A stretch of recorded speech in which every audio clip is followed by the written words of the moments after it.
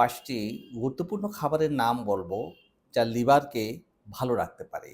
১ নম্বরে সবুজ শাকসবজি, যার ভিতরে পালং শাক, তারপরে পুঁই শাক, ব্রোকলি, তারপরে কলমি শাক, এগুলি লিভারকে ডিটক্সিফাই করতে সহায়তা করে থাকে। ভিটামিন সি সমৃদ্ধ খাবার, যেমন লেবু বা অন্যান্য যেকোনো সাইট্রাস ফ্রুট লিভারকে ভালো রাখে, ডিটক্সিফাই করে।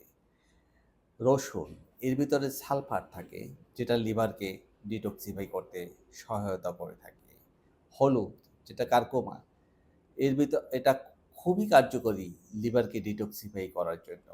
এছাড়া আছে গ্রিন টি।